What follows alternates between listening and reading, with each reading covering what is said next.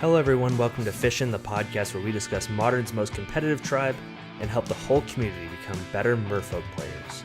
I'm Kody, I'm one of the co-hosts of this show, and not Cody Smith on Twitter. And we also have Matt, broadcasting from the plains of Behar. How you doing, Matt?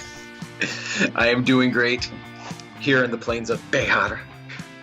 What's funny is my wife and I have this ongoing joke where, like, I'll say, "Oh, we're in Bexar County," and then she'll go, "It's Behar County," and I'll say, Bear County, like a bear, like a grizzly bear. No, but in like it's Behar, like in Spanish, it's Behar, like. But the thing, as is the way of Texas public schools, they just spelled bear wrong. Well, and so what I say is then it's Amarillo. And she's like, then she looks at me like she's gonna murder me, and I'm like, well, it's one or the other. Like you have to have it. It's all the Mexican way, or it's all the stupid white American English way. Well, let's be honest. So Kody and I met in Texas, but neither of us are native Texans. Yeah, Cody's wife is a native Texan. Yeah, my wife is a native Texan, that's for sure. But at the same time, like I can see the hypocrisy in Behar and Amarillo. Like that's Bear County.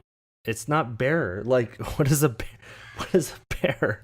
It's Bexar, Behar. Jessica, your Texan people need to decide if they're gonna speak it with a Hispanic accent or not. I've seen John Wayne's Big Jake. It's Behar. We went Big Jake. Yeah, we went with a classic John Wayne movie. That just happened. Which is about time for me to discuss. That you can find us on Twitter as FishcastMTG, Twitter, Instagram, and Facebook rather. And we also I finally got it figured out. We have our YouTube channel fixed. It's youtube.com/FishcastMTG now. So you can just go youtube.com/FishcastMTG and find our YouTube channel where we have lots of videos. We're there.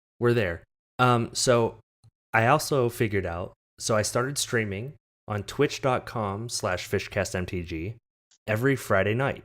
So I've got a mobile setup, and it's a little hard to explain, so I'm not going to sit here and do that. But I finally figured out how to transfer those videos to YouTube. So starting this Friday, I'm going to be playing Legacy Merfolk at DZ Comics in Moore, Oklahoma, and the videos will be transferred to our YouTube, youtube.com/FishcastMTG. But the way to watch it in person, if you're not out playing at FNM yourself, is to go to twitch.com/FishcastMTG, where you can be a part of the discussion. We had a couple people in there on Friday, kind of making fun of me for misplaying, and I'm sure Kody misplay? I don't believe it. I'm sure Matt would jump at the opportunity to be a part of this group. But yeah, so if that's something that interests you, please feel free to join us. I even have an overlay where I edit life totals. It's really cool. I like it. I haven't even explained it to Matt, and he. So Friday night is date night, so I usually can't watch it live, but I've been watching it on Saturday mornings on replay on Twitch. So it's actually a lot of fun. Give Kody check it out if you can watch live and just like auto comment, and so I can see what you guys are talking about and make fun of them the next day. Personally, just make that happen for me. So next, we would like to discuss patreon.com/FishcastMTG, where we have a new patron this week who actually jumped on as a result of my stream this Friday, where I streamed Swolefolk, and that is Douglas P. Thank you, Douglas. Doug. Yeah, thank you, Doug.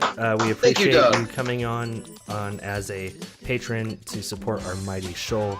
You definitely help us put out better content and make better things. So thank you so much for supporting us on Patreon. Again, that's patreon.com/FishcastMTG. Now we're going to go straight into the random Merfolk because we have a lot to discuss this week. So Douglas picked random Merfolk 52, and that's again another recent one. I don't know how this has been happening. They've all been kind of more recent picks. Because there's just a ton of them. Yeah, I mean, yeah, there's just kind of, but there's like also just been a metric ton of Merfolk in the Lorwyn blocks. So I don't understand why we haven't hit more of those. I'm sure we'll hit a pocket of those at some point. But hey, Matt, can you read our random Merfolk for us? Absolutely. It is Gilt Grove Stalker. It's one of anything in a green for a creature Merfolk warrior. It is from what's the second block of Ixalan? I'm drawing a blank. Rivals of Ixalan. Rivals of Ixalan, thank you. Gilt Grove Stalker can't be blocked by creatures with power 2 or less. And then it says, the only gold I need is the sheltering shimmer of trees. It's a 2/1. I actually don't hate this. Yeah, I mean it's a fine limited card. I'm thinking it could potentially be Pauper. So I play Green Stompy in Pauper, and I know getting under certain creatures is part of the way the deck works. Now, potentially, if there's a Merfolk deck, Pauper, a lot of the creatures are power 2 or less. This potentially could get through. So I don't know. It could maybe be a thing. I mean, probably not, but it's close. Yeah, and I do want to tease to our listeners and viewers on YouTube and wherever you find us on the podcast web. We are working on some Pauper content. Things are kind of percolating under the water, as it will. Percolating's a fun word. Yeah, it is. It really is. It's a fun word to say. But Gilt Grove Stalker, I don't think quite makes the mark. It is a fine card in its own right. I think it's better as like a limited filler. It's nothing that you're super excited about, but it definitely it's like a bear with a simultaneous downside and upside. Sure. And I think that's kind of where we go. It's a close but no cigar type situation. Yeah. All right, so we're going to go into our kind of split topic here because we actually kind of hit a milestone this week, didn't we, Matt? I think we did. We have hit our 25th episode. 25 episodes in the can. How do you feel, Matt? I feel pretty good. I feel like we can at least do 3 more. I think we can make it to episode 28. That would be pretty good. Yeah, 29 sounds reasonable. Yeah. Go out on a high note. So we're actually going to do 2 topics this week in celebration of our 25th episode Bonanza-bration. And so the first part, we're going to talk about M19 spoilers. So we don't have a whole lot to talk about this year in M19, but there definitely is some discussion to be had for sure. So before we go into the Merfolk of M19, I do want to talk about an honorable mention. And our honorable mention is Surge Mare. It's blue for an uncommon 0/5 horsefish. And Surge Mare can't be blocked by green creatures. Whenever Surge Mare deals damage to an opponent, you may draw a card. If you do, discard a card. So that's kind of like Merfolk Looter, kind of. Except that it has 0 power. But it's an uncommon. Yeah, it is an uncommon. So it has a little bit more text. It has 1 in a blue. Surge Mare gets +2, -2 until end of turn. Now, Matt, the art on this card is amazing. Oh, it's great. The only thing I don't like about this card is they missed out on just calling it Seahorse. Yeah, they could have just called it a seahorse, right? Like, this is a seahorse. Like it should have been like C space horse, so it still gets the horse tribe. Yeah, they could have totally done that. Then everyone would have known, like, that's clever. Yeah. What can I say? I love this card. An 0/5 for 2 is not bad at all. In limited, this thing is amazing. Yeah, but you have to pay 2 to deal damage so that it loots, and it only gets past green creatures. Like, it's not. But you're kind of bluffing. So you swing with your 0/5, and they have to choose to either block or But not why would block. you swing with an O5? Because before damage goes on the stack, or damage doesn't go on the stack, yada yada yada. After blocks are declared, you pump it in.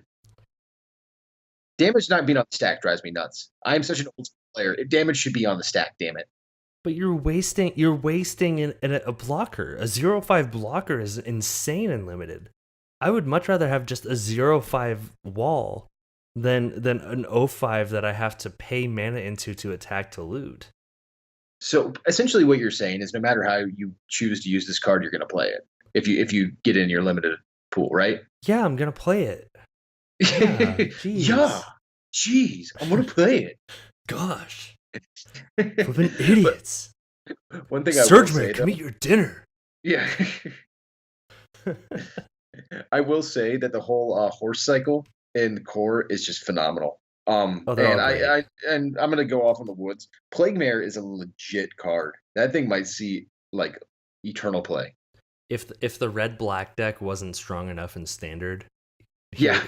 here we are with another chain whirler. Yeah, exactly. There we are with another chain whirler reference. I'm sure we're gonna say chain whirler so many times while that card is in standard. It's gonna be insane. By the way, if you don't follow Kody, you missed one of his tweets. Apparently, his phone has learned that Chain Whirler is a thing. So I think he puts in the letter C and it pops up on the bottom. Do you want to No. say Chain Whirler? No, I didn't even do that.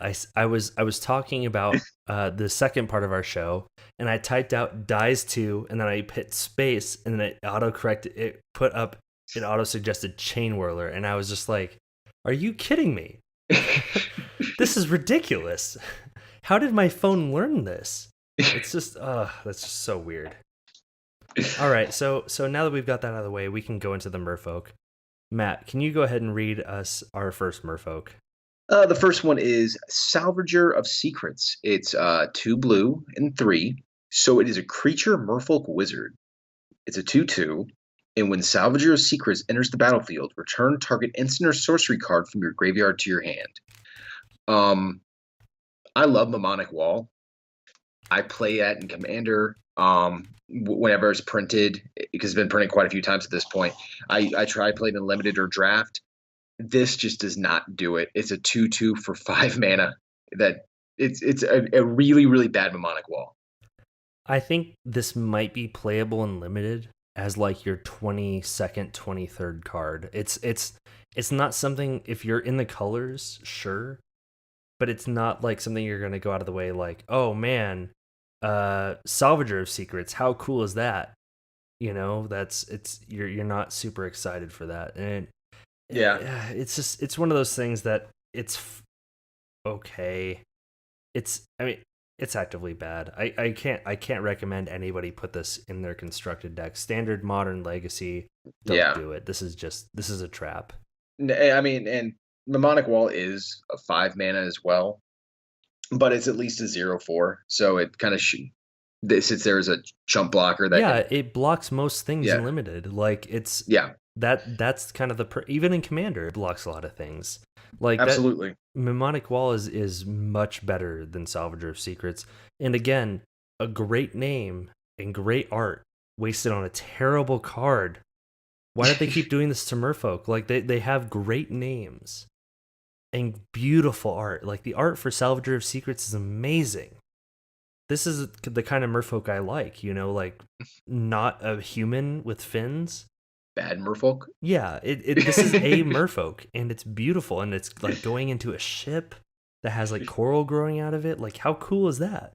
But it's just a terrible card. Yeah, not good. All right, do you want to go ahead and read Mistcaller for us? Because this is maybe our only hope for something out of this set. And this is actually one where I think we're a little divided. And I don't think you'll anticipate who's in favor of it and who's not. But Mistcaller is 1 blue. That's it for a Merfolk wizard. It's a 1/1. Sacrifice Mistcaller until end of turn. If a non-creature token would enter the battlefield and it wasn't cast, exile it instead. This is amazing. This is just absolutely amazing. It's gonna see Modern play in sideboards. It's gonna see Legacy play in sideboards. and is going to see vintage play in sideboards. Sorry, I had to take a sip of my coffee before I went on my rant. Mm-hmm. See, that's the problem, I think, with this card, is that it's only going to see sideboard play. Now, it's going to see sideboard play, and I've talked about this fairly extensively on Twitter. It's going to be also not only a sideboard kind of card, but it's going to be a card that is a hard meta call. So we're looking at decks that play elves. We're looking at decks that play Through the Breach. We're talking about decks that play, and I'm not talking about Modern or Legacy specifically, but so elves, Through the Breach, Show and Tell, Collected Company. Those are kind of the four main pieces that you're fighting when you side in Mistcaller. And those have to be huge parts of your meta before you bring in Mistcaller, even as a sideboard card. I mean, it's one of those things that there are so few decks that they have to be in such a high concentration for you to put in your sideboard. So one thing you missed was Aether Vial. So let's say they're playing humans and they're about to bring in, I don't know, say they're Meddling Mage. They're vialing for 2, and the Meddling Mage is on the stack. You pop this and it gets exiled instead. You failed to mention Hollow One, which is a huge deck right now. Any of the Reanimator decks, it's gonna just completely annihilate. Anything, as you mentioned, that is Coco, it's gonna hit. It shuts down Nahiri, so that the Sun and Moon deck is gone. I mean, it's gonna hit a lot of things. It's really, really good.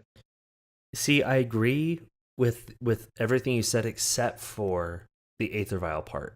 Because the thing about Aether Vial is the ability reads tap. You may put a creature card with converted mana cost equal to the number of charge counters on Aether Vial from your hand onto the battlefield. So if they tap Aether Vial, or you sack it in response, they can just choose to not put something on the battlefield. And with humans, they can just wait. They don't have to put something on the battlefield. They can just hold it in their hand, and you're down a card. The only thing you gain is time. You gain 1 turn, maybe. Sure, but 1 turn is all you need in Merfolk. You time walked them. Yeah, maybe, but then they just play it instead of vialing it in. Potentially, but you're also playing a ton of Spreading Seas, so you have to think about it that way. The humans deck runs very few lands. You're going to be Spreading Seas a lot of their lands. So, and they're playing 4 to 5 colors. Spreading Seas only hurts Aether Vial, or sorry, not Aether Vial. It only hurts the Restoration Angel out of their deck. Like that's the only thing that humans has that needs white mana, and everything else is just out of their like 3 play sets of 5 color lands. Yeah, so yeah, you but they're only playing a few of the 5 color lands. So you Spreading Seas their Ancient Ziggurat. They have another Ziggurat in play. Then now they can't play Meddling Mage. Yeah, so I'm going to go into my notes that from Twitter that I put in here. The biggest thing, number 1 for standard, it dies to Chain Whirler and this new horse. So yeah, it's not good in standard. It's like, I think it's just a wash in standard. Like there's 2. This was not made for standard play. Yeah, no. For number 1, it was not made for standard play. Because there's just so many things in standard that kill a 1/1 for 1. Let's see here. And graveyard stuff isn't really a big thing in standard right now. Yeah. Or cheating things isn't really big in standard right now. And the other thing, not to say that it won't be in the future set, but yeah, it could be. And maybe they ban Chain Whirler for some reason, and it may be something, but I highly doubt that. And the other thing is things like Aether Vial and Scarab God and Show and Tell that are, or not Show and Tell, Sneak and Show, that are activated abilities. They can just activate it again in response to whatever you're doing and get the trigger off anyway. And it doesn't matter.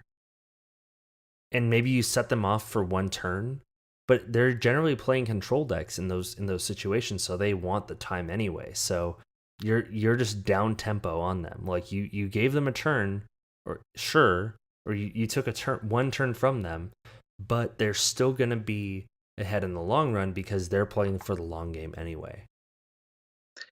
Again, I don't necessarily agree with that. I think in Sneak and Show you're really going to start shutting them down, and then BR Reanimator in Legacy is a huge deck, so they're going to play their reanimate spell, whatever it may be, and you do this in response, and they're in a lot of trouble. And again, that deck doesn't play many lands. Yeah, and Reanimator is kind of a more budget deck. So when you go to your Legacy FNM, that's gonna be a deck you're gonna see. And I'm not saying you're not gonna want this in your sideboard, but it's definitely it's a very niche use, if that makes sense. And it's also a one-time use. So for instance, when I pull up my Legacy deck here, on let's see here, it is on MTG Goldfish. I have lots of things that hose cards coming in from libraries or graveyards already that don't require one-time use, that are just kind of static, or things that can affect my opponent over time. So things like Relica Progenitus are really good in that sort of fashion, like against Reanimator ability, But Relic of Progenitus is going to be costing you more than 1 mana. It's going to be your issue. Okay, so because I know you can tap it to get rid of one card, but at that point, Reanimator is going to have multiple cards in their graveyard. yeah, I mean, and basically you want to get that's kind of the trouble with Relic, is you want to get it down as soon as possible, but they may be ahead of you. And the other thing But is, Legacy Reanimator is going off turn 1, 2, or 3. but the other thing is Grafdigger's Cage, which basically prevents any of that shenanigans. And that's just kind of a static ability. You don't have to sacrifice it for a one-time use. So I'm not. But you know what Grafdigger's Cage is not? A Merfolk. It's not have a body on it. So it's not going to be swinging in for the extra 1, 2, 3 points of damage before you have to use the ability on it. Yes, I definitely agree with that. And I'm going to be testing it. I will be testing it as a 4 in my sideboards for sure. Yeah, you will. Because that's the kind of person I am. Because I just won this argument. You didn't win the argument. It's going to be tested because I'm a Merfolk player. The world has heard this. All right. You've given up. You realize that I am right. All right. Let's go into the next topic here. O'Doyle rules. The McBoyle bloodline has been pure for 1,000 years. So our next topic is, we're going to talk about the newest thing to hit modern Merfolk, and it's been hitting pretty hard, and it is Faerie Conclave. Matt, could you go ahead and read Faerie Conclave for us here? Absolutely. Faerie Conclave is a blue land that's been printed quite a few times at this point. It was originally from the Urza's Legacy set, been in 10th edition, and now been in a few Commander sets. But it comes into play tapped. It has add 1 blue, but it also has the ability 1 blue 1 : Faerie Conclave becomes a 2/1 blue fairy creature with flying until the end of turn. It is still a land. So it is one of the original man lands, the original 5 monocolored man lands. And it's actually really, really good. And it's seen play for years. I know it saw play back when I was playing during 10th edition. I'd have to do some research to see if it was being played during the Urza's set. Probably not, because the Urza's block was so dang broken. Yeah. But I'm glad to see it's back. The biggest issue with it, I think you'll agree, is the issue with all the man lands is coming to play tapped. Yeah. So like you said, the biggest issue is it comes into play tapped. It does tap for a color in our, we're obviously a mono blue deck, so we're not worried about it. It taps for blue, basically, is what I'm saying. Correct. And so that's very important for our deck. Now, I do want to do kind of like a case study, because Merfolk already runs the best manland ever printed, and that's Mutavault. Mutavault comes into play untapped and can tap for a generic mana. Thought you were gonna say Celestial Colonnade.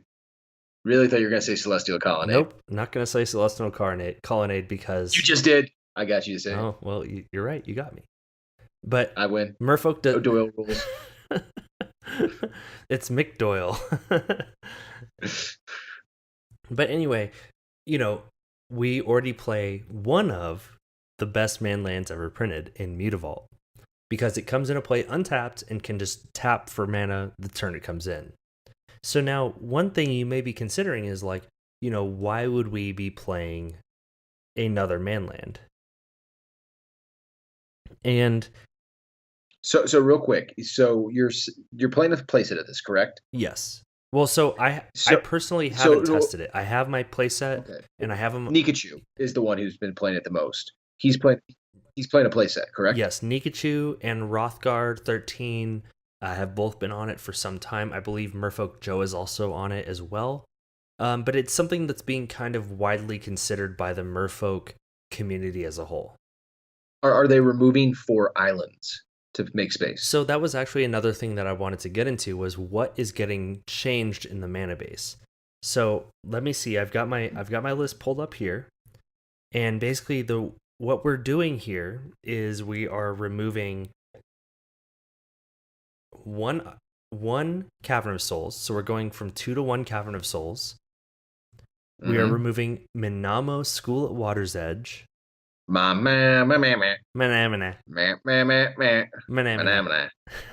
so Minamo is just kind of, it's the other mono blue non-island land that comes into play untapped.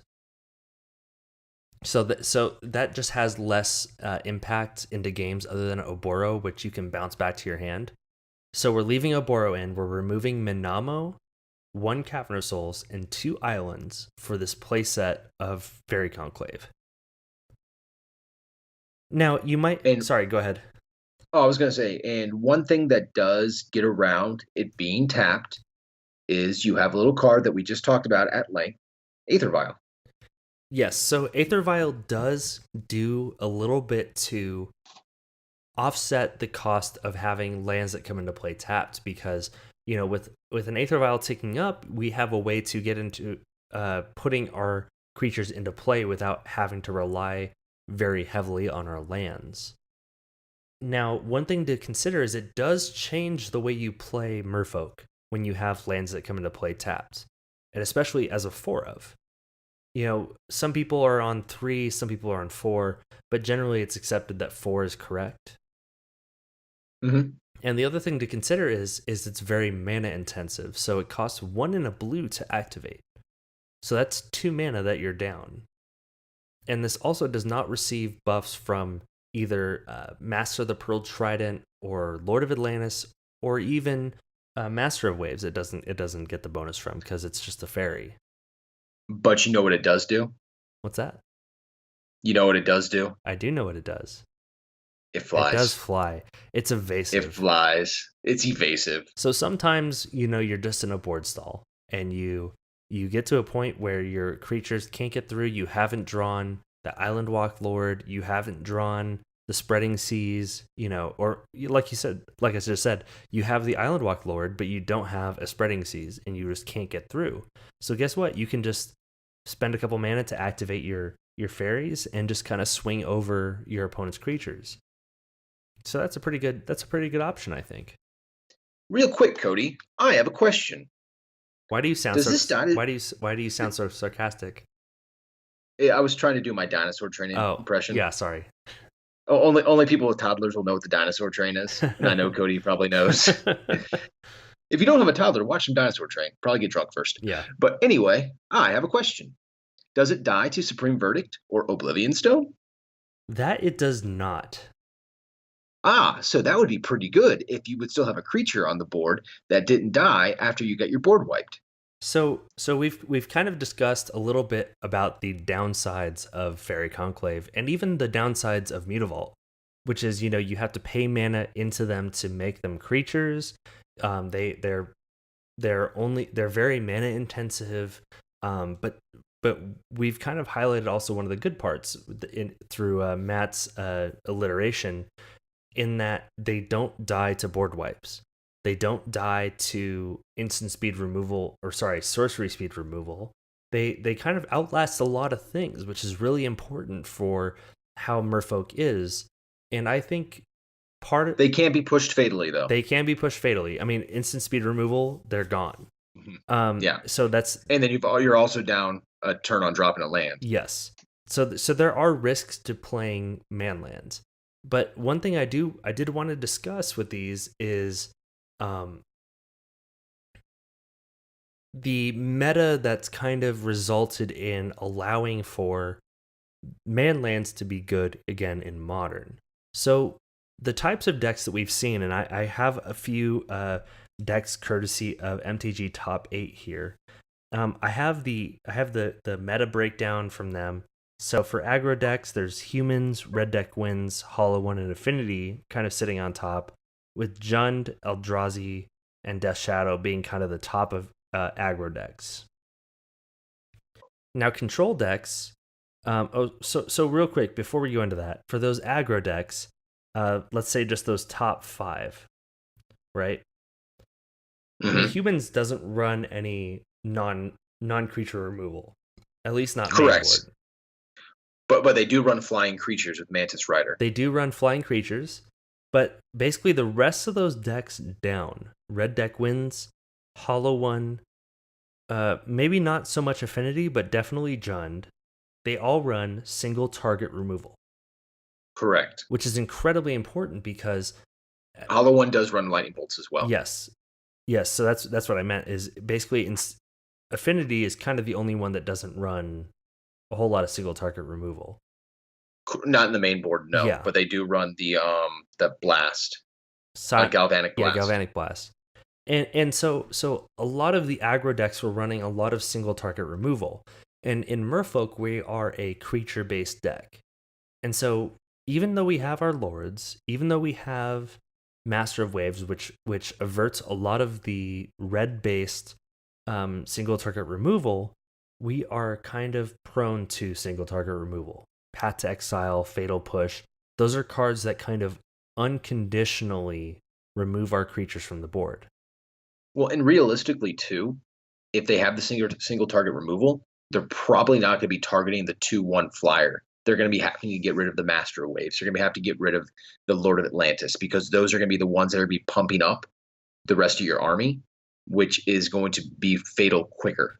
Yes, and so that's kind of the point that I'm getting to, is that they're going to be using... I'm just getting you to the point, buddy. Yeah, no, you're getting me past the center, and I'm driving them all the way left to not make light of a certain situation that's happening on Twitter right now. So you're getting me to the center, and I'm driving it all the way to the left. We are getting our opponents to use up their hard-earned single target removal. Space bucks. Single target removal. Space bucks. Like Lightning Bolt and Path to Exile and Fatal Push on our creatures. Then we still have our man lands to be able to peg in for damage. Whether that's our Faerie Conclaves flying in the air, or our Mutavaults attacking, so it could be beneficial in these situations to hold up a Master of Waves or a Lord of Atlantis to drop in a single turn to swing with 2 Mutavaults. In this situation where single target removal has pegged off most of our creatures, and swing in for wins, or just kind of continue to peg in with our man lands. But like decks like Red Deck Wins isn't going to be wasting their single target removal knocking off creatures, because they're going to be hitting you right to the face. So I mean, Hollow One will, and again, and Jund will, and Death Shadow will.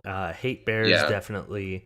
Well, Hate Bears kind of taxes your normal plays anyway, so that's kind of something. Man lands are a way to get around taxing effects. So you can kind of just drop your lands and just go, okay, well, I can't play anything because you're taxing me out of searching for things or being able to play non-creature spells. So I'll just activate these Faerie Conclaves and just swing past you. So since we went that deep into the aggro decks, I will say that you're actually not going to want to be playing these against hate bears because hate bears run so many ghost quarters and things along those lines. Yeah, I do agree. And more often than not, they're going to have a Leon Arbiter out, so you're going to be playing a tapped land. They're going to be ghost quartering it, and then you won't be searching your library. No, so I agree with that, and that's fine because this kind of goes into the next segment we're going to go into, which is the control decks. So we have we're going to start with the top 5 here. And again, this is according to MTG Top 8s. So at the top we have blue-white control. We have Urzatron, which obviously has very many faces, as our host Matt here can attest to.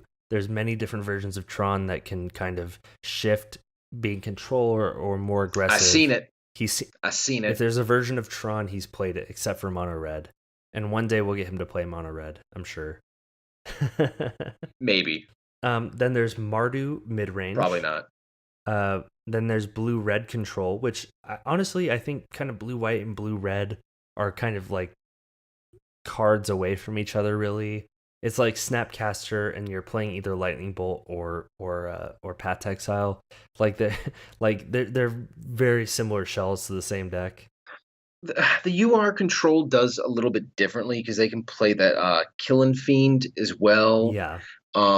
They also play was it Pyromancer's Ascension sometimes, so it can be a little different. It's not a direct as direct as the UR Delver deck versus the Grixis Delver deck in Legacy. It's also got the Blue Moon deck is actually what it's showing as well, and then UR Breach. So there's a lot of different ways this deck is played. No, I know. I'm just saying, like, there is a lot of crossover between the two. Not that they're one to one. They play differently, but the blue spells are essentially the same. Yeah, so it shares the blue, like you said, the blue suite is the same, and they just kind of they change the secondary color. Correct. And then the next one is, for some reason it says Gruul Land Loss, which I don't understand. I've never played that deck before. I've never seen that deck ever in my life. I don't know what that is. If I'm going to destroy somebody's lands, I'm playing Ponza. Yeah, Ponza, or the only other thing that I could think of that it might be is Scapeshift.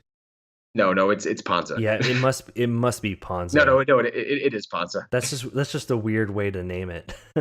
Yeah. So this thing, these decks, because Scapeshift is actually a combo deck on top 8. Yeah. So, and we're gonna go into the combo here in a second.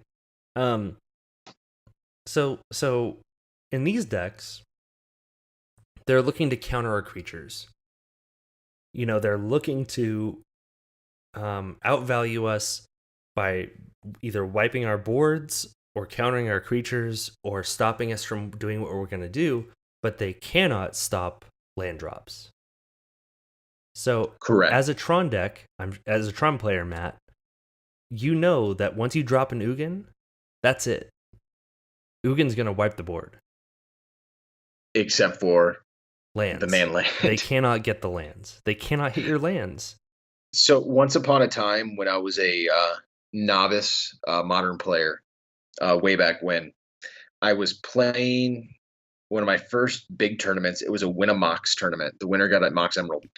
And I was actually doing pretty well. I think I was 2-0. And I was playing against somebody, and they swung at me with a Celestial Colonnade. And I'm like, fine, pop O-Stone. And I cried and lost and did not win a Mox. Yep. We'll never forget that. So these blue white. So the other big thing between blue white and blue red control is blue white. It kind of runs more at sorcery speed than the blue red version does.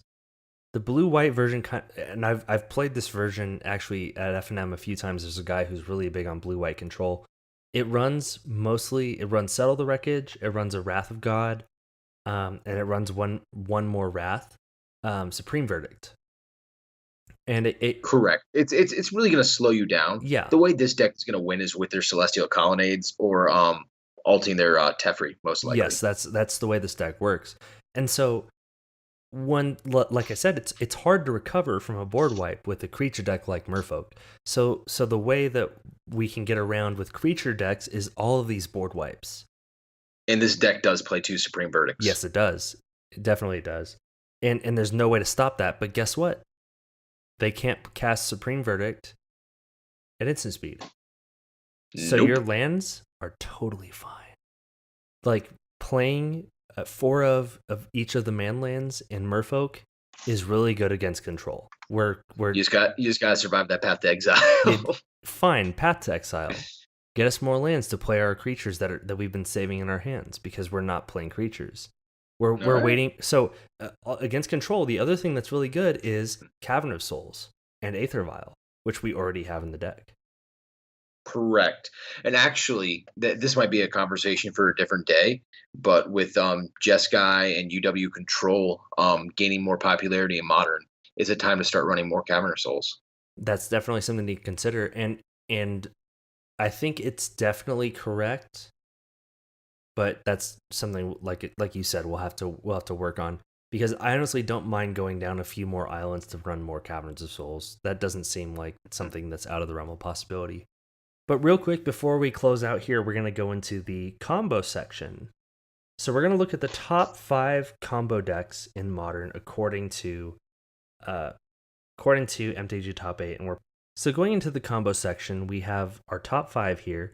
We have at the top Valakut combo deck. So I'm sure this is both versions of Scapeshift decks. You know, we have our Titan Shift and we have just our regular Scapeshift decks. I honestly kind of think they're one and the same now since Amulet Bloom. They're essentially the same deck. Yeah. I don't know. They might have Bloom Titan on there somewhere towards the bottom. That's kind of what they're calling the Amulet Bloom. Yeah, deck. There's one down here. There's Bloomless Titan. There you go. Yeah. That's it. Yeah. So no, Valakut's just straight Valakut.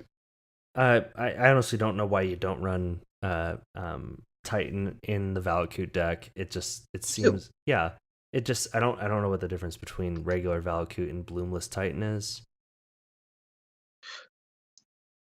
Bloomless Titan's a really bad version. Oh, okay, that's fine.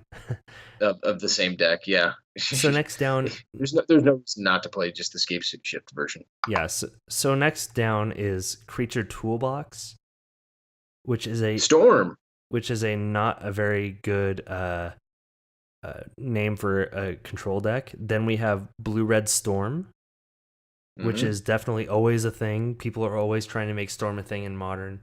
And Wizards is always trying to ban it out of the format without actually banning the Storm cards. Yeah, Wizards is like, oh, well, maybe they could do it without this. And then they print more cards. And then Storm players are like, all right, well, we'll make it work with this. And then Wizards goes, no, you can't have this. And then while the rest of the community is just yelling, just ban Grape Shot, you dummies. Yeah, just ban Grape Shot. Like that's how you neuter Storm if you don't want Storm. So then right behind Storm we have Cart Clan Ironworks, which is actually what won the big GP here recently, GP Vegas. And then right behind that we have Elves. And then Dredge and Infect, Living End, all those other pseudo combo decks. So what do manlands do against combo? They don't really do anything outside the norm except for act as another body. But again, you're really going to need a win before the combo goes off. So having that body can potentially be very good. I mean, Valakut does run lightning bolts, so you have to worry about that. But Elves doesn't really run removal. Ironworks doesn't really run that much removal, and Storm, I'm trying to think. I don't think they run that much removal. At least they didn't last time I saw it. But so the point that I'm getting at with combo decks is you basically have outs to everything. If they run single target removal, then they either waste their removal on your creatures, or they waste your removal on your lands. And basically you have an axis to turn on either way they decide to go. And I mean, of course, you would rather they waste the removal on your lands. Absolutely. But if they decide, hey, Car Clan doesn't run a lot of creatures. Scapeshift Valkut decks don't run a lot of creatures, and the creatures that they have just want to die anyway.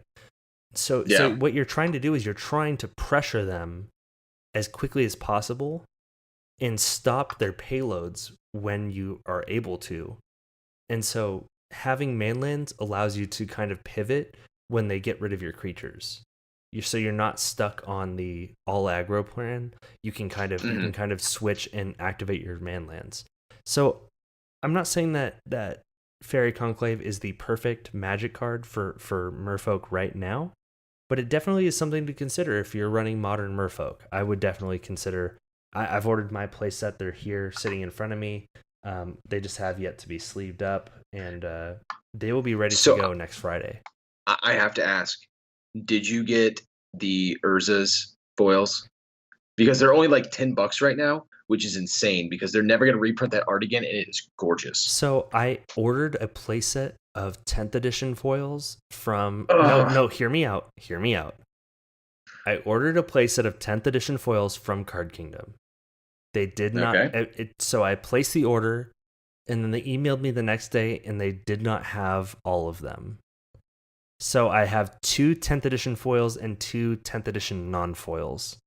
I do want to get the Urza's foils.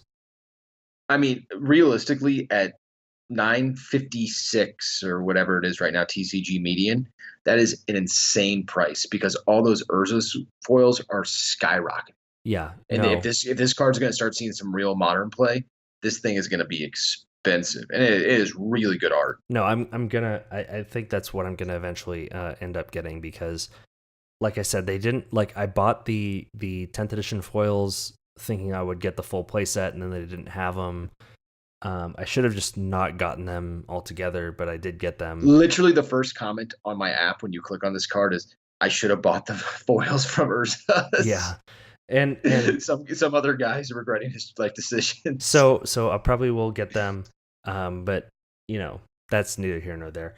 Thank you. Yeah. You can remember to check us out on Twitter, Instagram, and Facebook as @FishCastMTG. I am individually on Twitter as @NotCodySmith. And Matt, where can we find you on the interwebs? You can find me at MatthewCaudill8. If you have a long-form question, feel free to email us at fishcastmtg@gmail.com. Our cover art was made by Tessa and Hunter Pruitt. Again, thank you, Hunter, for coming on our show last week. We do definitely appreciate you coming on and talking about Standard because Matt and I don't play a whole lot of Standard, so we don't know a whole lot about what goes on over there. Nope.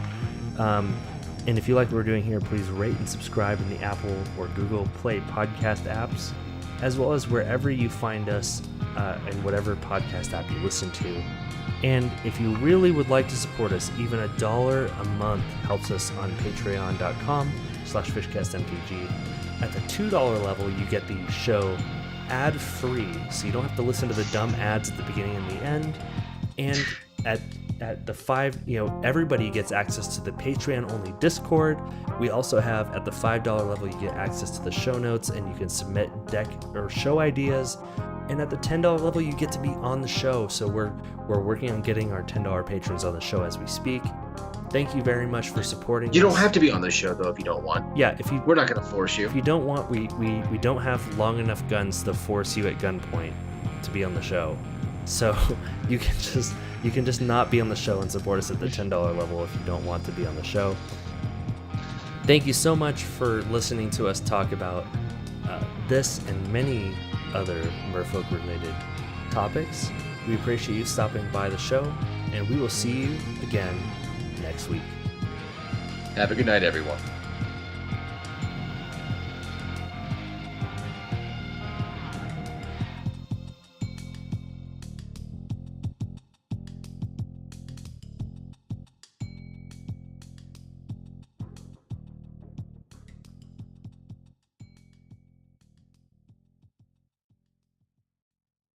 He's Tim.